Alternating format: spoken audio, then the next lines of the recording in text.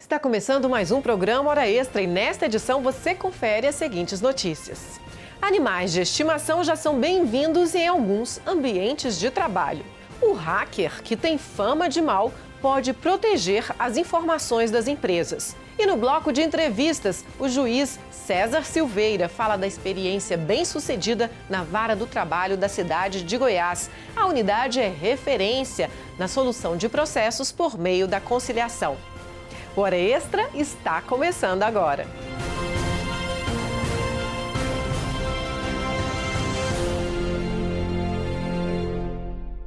Você gostaria de levar seu animal de estimação para o trabalho? Isso já é possível em algumas empresas em Goiás. A presença dos bichinhos traz mais proximidade entre os colegas e melhora o ambiente de trabalho. Veja na reportagem de Wendel Franco. Já faz um tempo que animais de estimação começaram a circular com seus donos em shoppings, cafés e restaurantes. Esses estabelecimentos têm feito tudo para atrair o cliente que não pode ou não quer ficar sem o bichinho por muito tempo.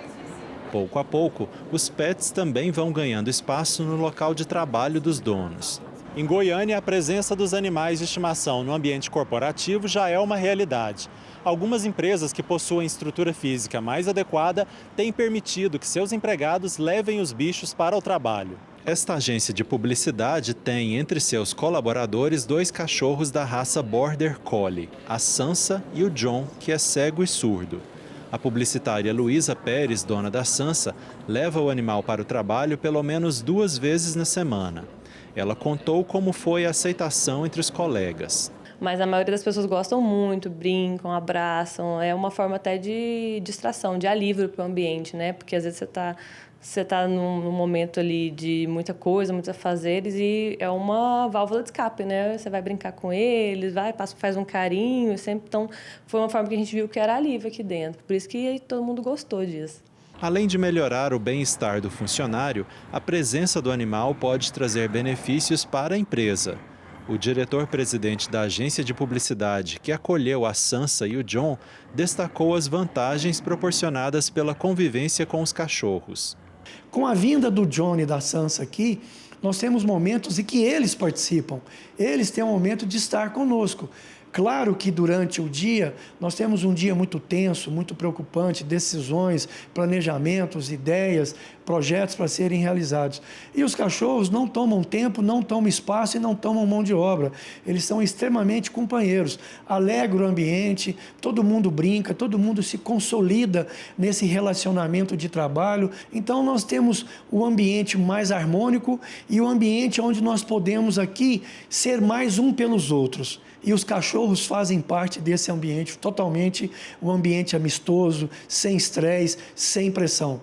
Mas assim como na pracinha, no shopping ou em qualquer outro lugar, é preciso harmonizar essa convivência entre as pessoas e os animais. Raul Seabra explicou quais foram as regras estabelecidas para que os trabalhadores pudessem levar os animais para o trabalho. As regras são manter o ambiente de trabalho limpo, organizado, que é a forma que nós entendemos que tem que funcionar uma empresa. Os cachorros, eles têm aqui a sua alimentação de manhã e à tarde, aonde nós temos no pátio da empresa, aonde eles vão lá, comem a sua ração, aonde eles bebem a sua água, e nós temos aqui uma vigilância constante para que esses animais não interfiram na rotina diária do trabalho.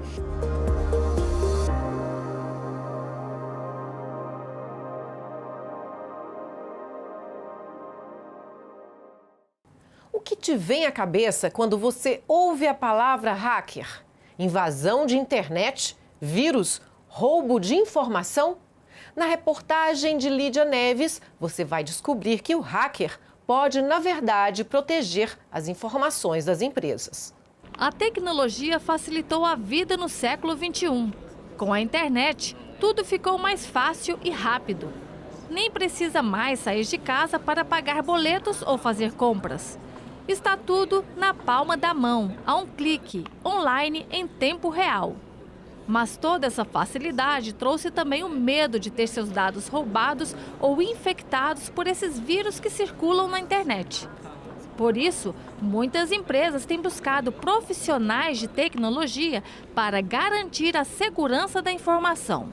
Eles já foram considerados criminosos, invadiam, destruíam e roubavam informações. No sentido popular, hacker ainda é sinônimo de quem invade e-mails e sites para roubar informações e principalmente dinheiro. Mas hoje eles encontraram espaço no mercado de trabalho. São chamados hacker ético ou hacker do bem. Vamos ver se a população sabe o que é um hacker? Sim, um hacker é uma pessoa que costuma entrar em outros sistemas do computador para poder pegar informações que não pode ser acessado por qualquer pessoa. Na verdade, eu não sei o que é hacker, né? Mas já vi falar muito que o hacker são pessoas que mexem com a internet, catam dinheiro do povo. Olha, assim, o que eu sei de hacker é que às vezes eles invadem, né, computadores de pessoas, documentos que são secretos, né? Conversamos com esse professor do Instituto de Informática da Universidade Federal de Goiás para entender mais sobre essa profissão. O hacker hoje é aquela pessoa que consegue invadir um computador através de falhas existentes nos sistemas, nos computadores. Hoje, praticamente uma empresa, uma organização não vive sem internet. E a internet, uma rede, conecta computadores, então você tem um risco, né, e você tem o risco de ser invadido. Então o hacker ele vai trabalhar para descobrir essas falhas, essas vulnerabilidades que existem, tanto em programas quanto no computador, no físico, no hardware. O professor explicou que a profissão hacker surgiu com a evolução das redes de computadores por volta do ano de 1996, quando passou a ser possível conectar computadores por meio da rede mundial internet. Segundo ele, hacker não é um criminoso como muitas pessoas pensam. O hacker, ele estuda, ele se torna um entendido, ele é um apaixonado por aquilo que ele faz. E ele não tem intenção de ter benefícios próprios. Ele não faz isso para obter alguma vantagem. Ao contrário do cracker, que ele estuda, ele é um curioso, ele vai atrás, consegue informações e ele invade sistemas, invade computadores para obter algum recurso próprio, ou financeiro, ou roubar informações, quando ele possa vender essas informações. Então, ele age de uma forma criminosa. Este outro professor da Universidade Federal de Goiás, que também é consultor técnico em cibersegurança, explicou que para ser um bom hacker tem que ter uma formação na área da computação. Além disso, tem que ser um bom programador e conhecer bem a arquitetura dos equipamentos e o desenvolvimento de softwares.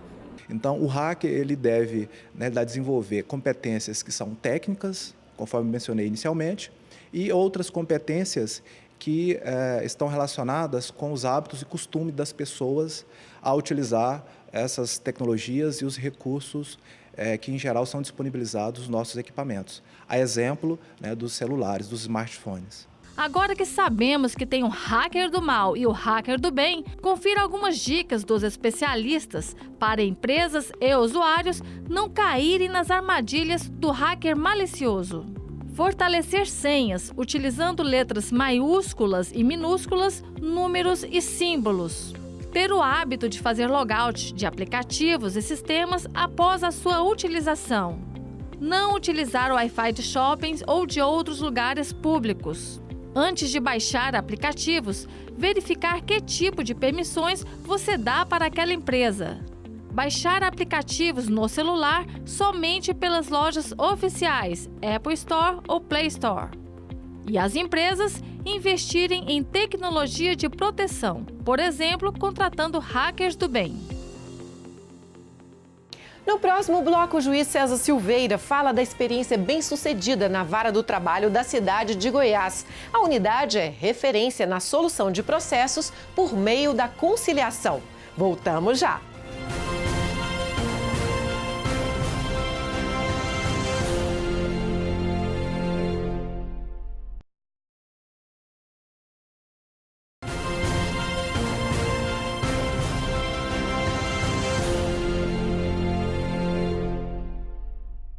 A conciliação é uma alternativa para diminuir o tempo do processo e garantir o acesso à justiça.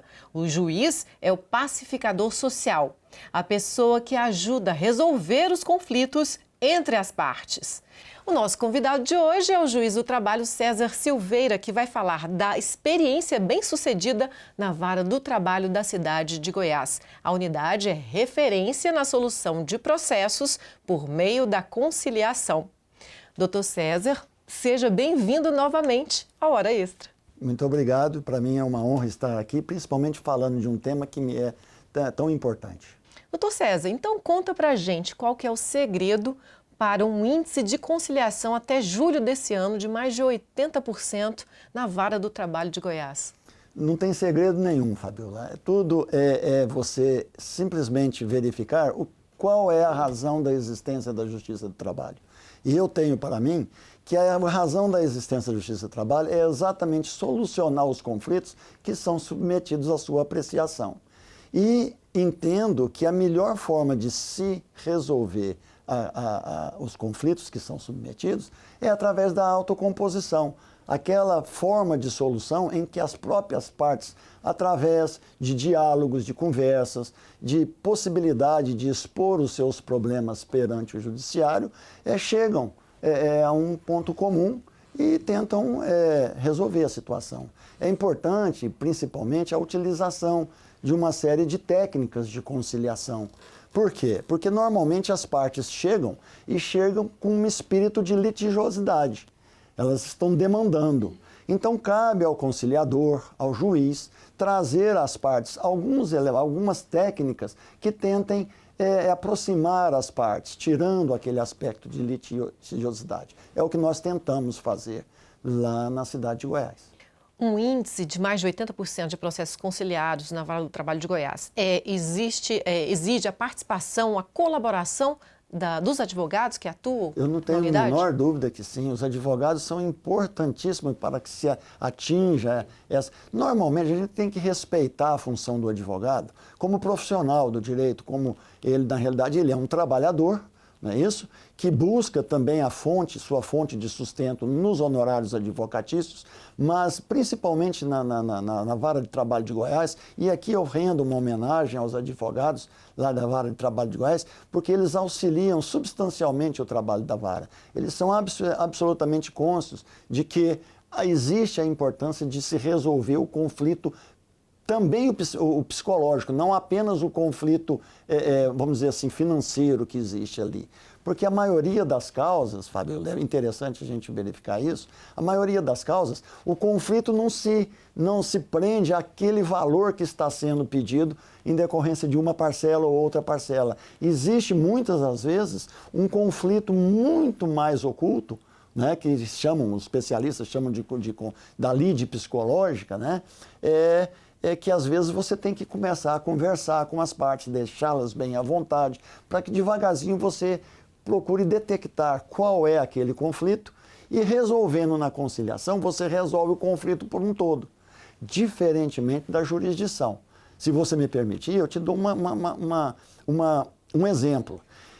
Eu falo muito para as partes que estão ali presentes, às vezes, tentando aquela primeira conciliação, eu falo para elas o seguinte: olha, vocês podem ter certeza que muitas vezes, se vocês conseguirem sair desse problema com uma solução conciliada, muito possivelmente vocês vão sair aqui até um pouco desagradadas, porque um deve receber menos do que acha que deveria receber, o outro deve pagar um pouco mais do que acha que deve, mas com certeza 30 dias depois vocês não se lembrarão do nome do juiz.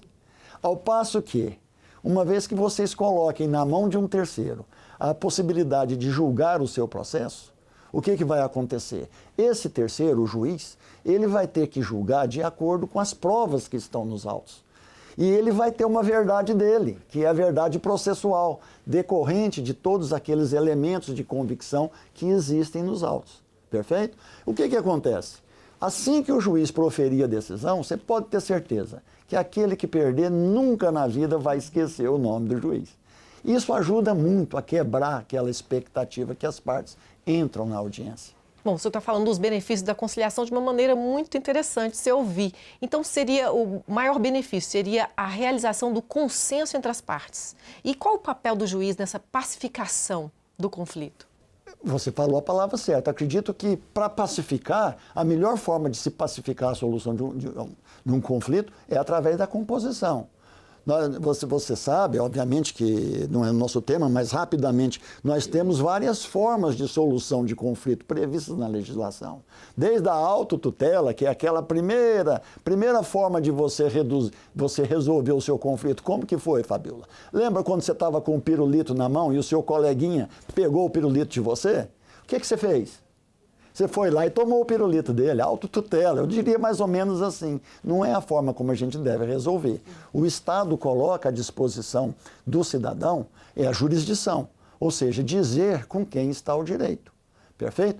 E isso seria, no caso, uma forma heterônoma de solução do conflito, né? Heterocomposição.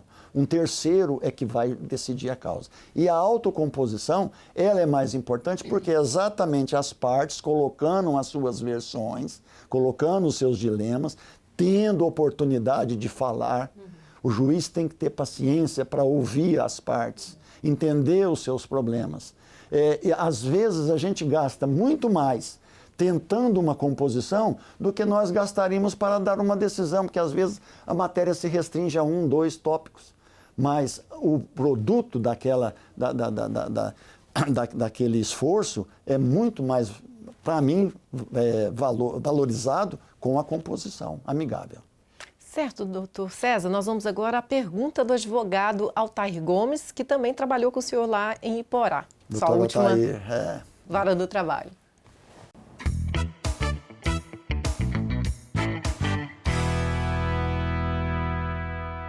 Doutor César, olá. Eu gostaria de saber se o senhor está conseguindo, em Goiás, manter o mesmo nível de conciliação que o senhor tinha na vara do trabalho de Iporá, hoje o posto avançado.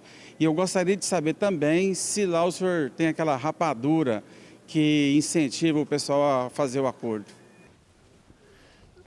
Eu agradeço o doutor Altair, é um amigo de longa data, um dos expoentes da advocacia trabalhista aqui em Goiânia. E realmente, muitas vezes ele esteve lá conosco em Iporá.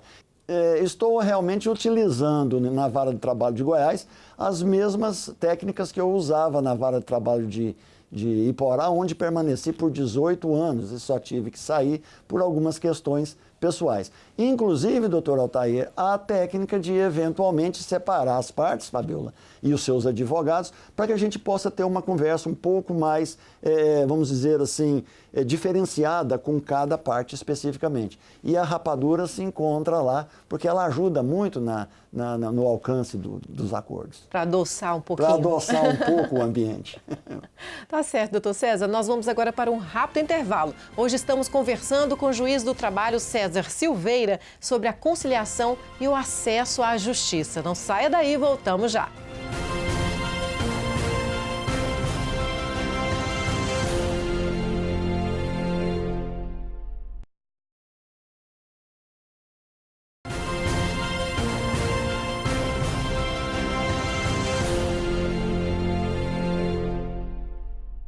O Hora Extra está de volta. Hoje estamos conversando com o juiz do trabalho, César Silveira, sobre a conciliação e a importância dela no acesso à justiça. Doutor César, a legislação trabalhista prioriza a conciliação como forma de resolução dos conflitos. É ruim ela estar ligada ao cumprimento de metas, no sentido de que o juiz seria obrigado a atingir um patamar ideal na estatística, conciliar a qualquer custo? A conciliação é uma das metas. E eu não faço muita distinção entre entrega da prestação judicional, quer através de um julgamento pelo juiz, quer através da conciliação. Porque se eu cumprir uma, automaticamente eu já estou cumprindo a outra. Então eu não entendo que devemos conciliar a qualquer custo. Entendo que a conciliação só deve ser utilizada naquelas lides, naquelas situações em que efetivamente exista lide. Perfeito? E que exista dúvida sobre a existência ou não do direito. Nós não fazemos conciliação, e sou absolutamente contra conciliar por conciliar, e inclusive ocasionando eventual renúncia de direito ou pagamento a menor dos direitos incontroversos da parte. Isso nós não podemos permitir. Então, nós conciliamos aquilo que é expectativa de direito e não o que é direito em si. Certo, doutor César. Então, você poderia citar para a gente quais os principais benefícios da conciliação, na sua opinião? Primeiramente, eu vou discordar de muitos que falam que a conciliação ela é necessária ou ela é importante para evitar que a parte fique sempre com aquela questão de que a justiça é morosa. A justiça não é morosa. A justiça do trabalho em Goiás, você tem consciência disso, que não é morosa. Se você verificar no caso específico da Vara de Trabalho de Goiás, a entrega da prestação jurisdicional, do ajuizamento da ação até a sentença é de 49 dias. Então, a conciliação é uma forma de resolver problema, não é uma forma de superar uma eventual morosidade. Tanto que nunca utilizamos na Vara de Trabalho de Goiás vamos dizer assim, a informação de que é melhor você fazer um acordo agora porque a sua sentença vai demorar. Não, como nós dissemos no bloco anterior, muitas vezes o que nós gastamos para tentar convencer as partes que a solução conciliada é melhor, às vezes supera o tempo da sentença que a gente poderia proferir ali. Doutor César, o senhor com a experiência de 26 anos como magistrado do trabalho, pode contar um caso concreto para a gente de como resolver um processo pela conciliação? Posso, Fabiola, veja o que acontece. Há casos que fica difícil até se iniciar um processo de conciliação. Vou te dar um exemplo. Suponhamos que o cidadão, no seu trabalho, por uma ação, por culpa da empresa, por algum motivo, ele sofra um acidente de trabalho em que ele tenha o seu dedo decepado.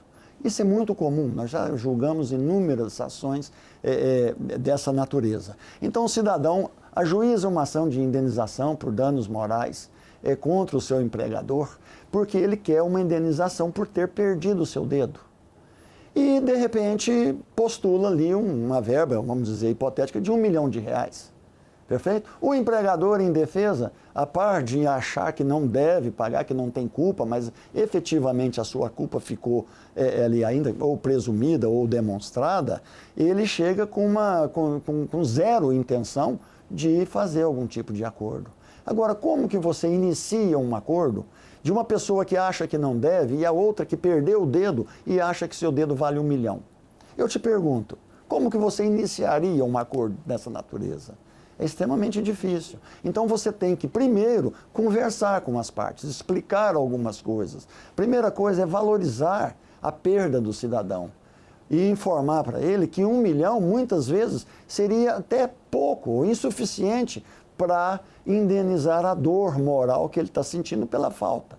Então eu começo normalmente, foi o caso específico que aconteceu lá, eu falei assim, olha, eu não sei quanto vale o seu dedo, eu sei que poderia valer até mais de R$1 milhão.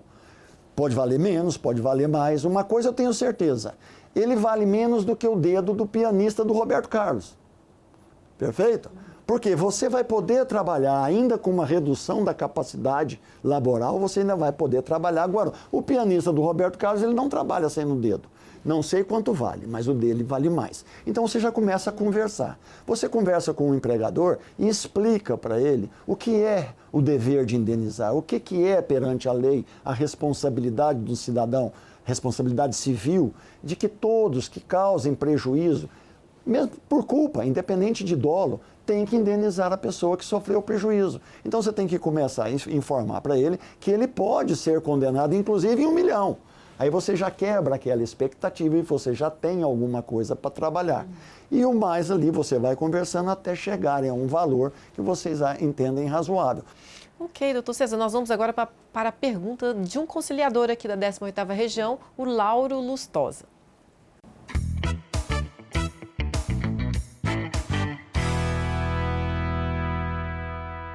Olá, doutor César. Como evitar que a conciliação beneficie empregadores descumpridores de direitos trabalhistas? Essa pergunta ela é interessante. Inclusive, eu quero aproveitar a oportunidade para cumprimentar todos esses valorosos servidores que estão lá no Sejus, que estão nos centros, nos núcleos de conciliação, tanto da capital como do interior. Porque a tarefa não é fácil. Lembra que eu falei que com a presença do juiz, às vezes, é um pouco mais fácil, porque o juiz tem o poder da decisão.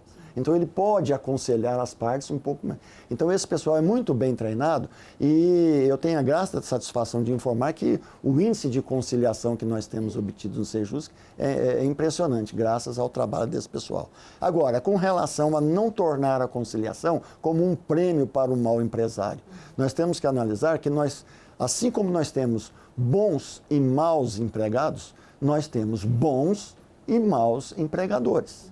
O que nós temos, e eu acho que é uma tarefa do juiz, árdua, mas é uma tarefa, que é uma obrigação que ele tem que fazer, é distinguir o joio do trigo, é distinguir o bom empregador do mau empregador e vedar de todas as formas que lhe for possível a utilização desse procedimento como uma forma de, não, vou deixar para resolver essa pendência na justiça, porque lá eu pago menos. Então a primeira coisa é não deixar com que esse tipo de atitude tenha êxito na Justiça do Trabalho. Doutor César, muito obrigada pelos importantes esclarecimentos aqui sobre a conciliação, sobre esse assunto, né? Eu é que agradeço e estou sempre à disposição para outras entrevistas. Ok, o Hora Extra fica por aqui. Hoje conversamos com o juiz do trabalho, César Silveira, titular da Vara do Trabalho de Goiás, sobre a experiência bem-sucedida na unidade, que soluciona processos por meio da conciliação e tem um índice bem alto, 80%. Obrigada por sua atenção e não deixe de acompanhar mais notícias do TRT de Goiás pelas redes sociais, pelo portal, pela rádio web. Até a próxima semana.